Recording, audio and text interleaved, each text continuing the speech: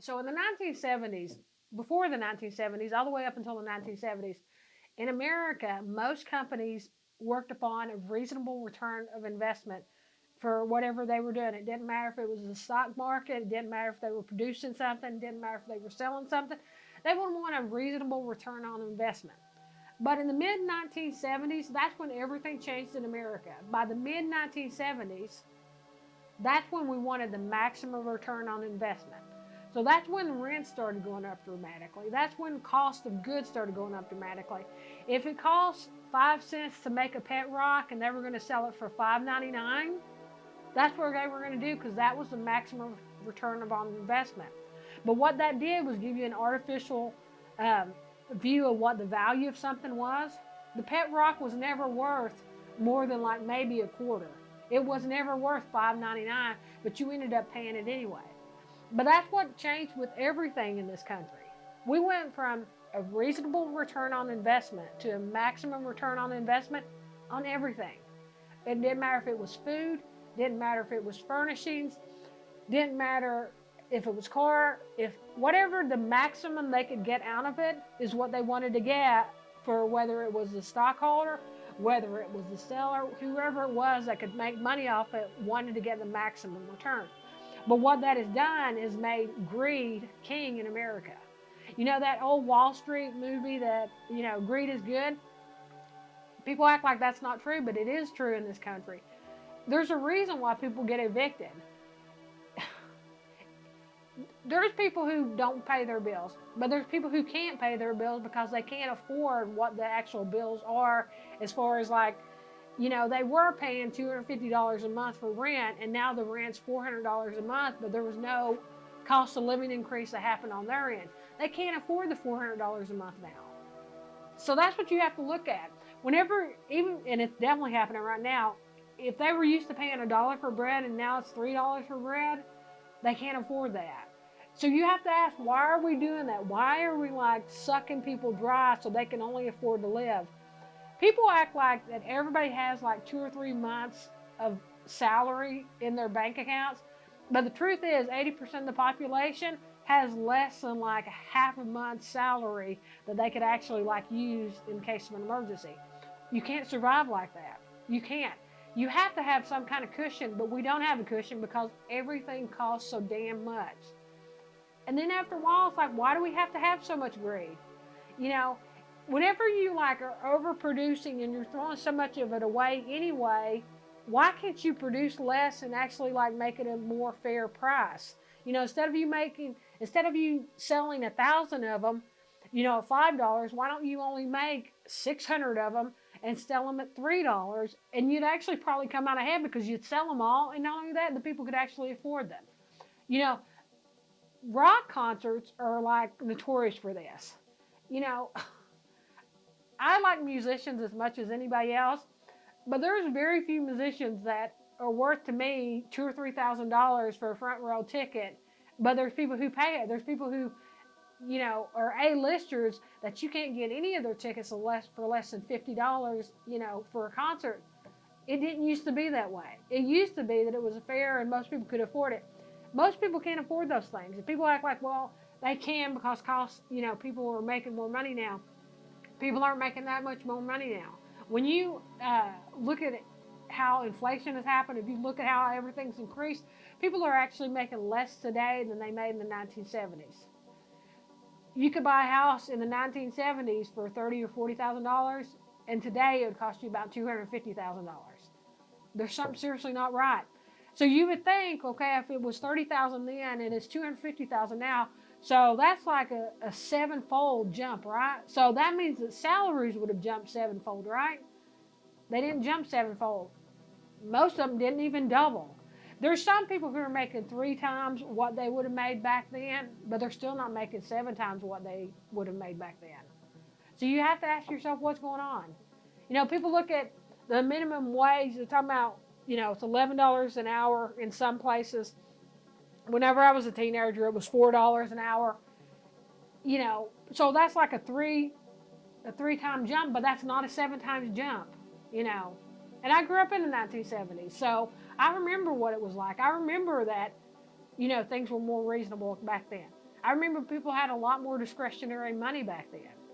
You know, people do waste some money today, but most money that people make actually goes to their damn bills.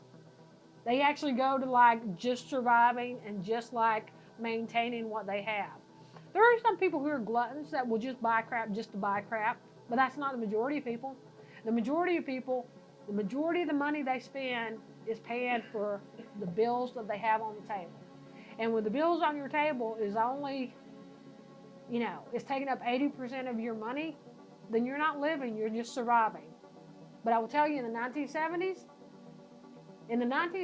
before it changed from a reasonable return on investment to a maximum return on investment, people had like anywhere from 20 to 50% of what they made usually was discretionary money. They weren't living, paycheck to paycheck. They could actually put money away. Things cost less back then.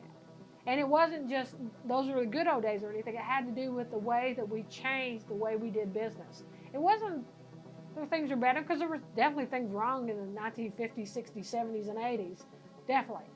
But when we started making greed king and everybody making the most money they could make from every damn little thing, everything changed for the worse. Everything.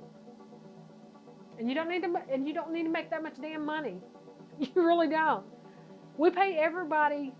There's certain professions that are making a killing, and it's killing the rest of us. We don't train enough nurses and doctors in the country. So what we'll do is we'll recruit from out of the country, or we'll pay a lot of money for travel nurses or travel medical. But what you don't understand is that when that happens, you're paying like the base salary, then you're paying 50% more, and then you're paying for their cost of living and their transportation to get there. So what we're ending up paying for is like three or four times what we'd pay for that actual position if we were doing what we need to do in the local communities to actually have people. Other countries actually will train people all the way up until PhD, a doctor, free of charge, because they actually know that we need those jobs in that society. In America, we'll make people go massively in debt only because we'll tell them, well, you're going to go massively in debt, but you're going to make this salary. But that doesn't help anybody. It doesn't help anybody at all, because the thing is, they could live at a lower salary if they didn't have all this debt. And they have all this debt because you told them they were going to make this huge salary. You got this yin and yang going on, and neither one of them need to exist. So what you have to do is like bring it back down to what's reasonable. You have the country of Cuba produces more doctors in the world per capita in the world than any other country. And none of them had to pay one damn dime to become doctors. They produce more master level educated teachers than anybody else in the world, and they didn't have to pay one damn dime to become teachers. And everybody's like, well, they live in a communist country that's controlling them. Their country's not controlling them any more than the United States of America is controlling us, and we're very controlled. So whenever we look at other countries and we put them down, we also have to look at, well, what do we put up with in our country? How does that make sense? You got to compare apples to apples. You can't say an orange and an apple is the same thing. Whenever you have a better return on your investment, with freer education, with free medical care, then why aren't we doing that? And the reason we're not doing that is because of greed. You have people at the very top in society who are making so much money hand over fist. When you got 2% of the population that owns 98% of the income and the resources, there's seriously something messed up with that. Because they don't need to own that much. After a while, it's like, how much do you need to own? How much money do you need to have? Because most people, after they get to $100,000, they're living quite comfortably. They really are. So unlike what everybody tells you, they tell you that people need to be making $200,000, $300,000, $400,000. They don't. Most people are living quite comfortable on $100,000 a year. And some people who are very frugal and know how to manage money is doing much better on $50,000 than you'd think. So you have to look at, what are we doing? Why do we need to make somebody have $250,000 in debt to pay them $250,000 a year when we could give them no debt and maybe actually like they would have a salary of $100,000 a year and everybody would be happy in the long run. There's no reason in the world that people can't afford to get sick in this country. And most of the people in this country can't afford to get sick. There's no reason in the world that most people in this country can't afford a place to live that is clean and safe. But I will tell you what, in this country, about half the people in this country can barely afford where they do live. And there's tons of people in that 50% who can't afford to live anywhere. So things have to change. Greed's killing us. It is. Because after a while, it's just gluttony. How much do you need? How much do you need? You don't need it all. If I throw 50,000 M&Ms out, guess what? You can only eat about 50 until you get sick of your stomach. So leave the rest for everybody else. You don't need to have 2% of the population owning 98% of the resources and 98% of the money. That's killing us. It's killing us. We could all live happier. Doctors, I will tell you, most doctors, if they didn't have a huge student loan, they wouldn't need to make huge salaries. They could live on a reasonable salary and be quite happy. And that's across the board with all professions. But not only that, if somebody wants to go to school and get a degree in art, they should be able to do it without having $50,000 in debt and have a job that will never be able to afford that debt. If it makes them better for society by them having that degree, I want them to have that degree. I'm not opposed to somebody having an art degree. I'm not opposed to somebody having a degree in any damn thing that they want to know, because knowledge is a beautiful thing. But it's sad whenever somebody has massive debt and they have to maybe not do what they want to do, whether it's film production, whether it's like music, whether it's art, because they have to get a job to pay back that debt. I'd rather them be happy as a human. I would rather them do something that's going to make society and the world a better place, and art does that.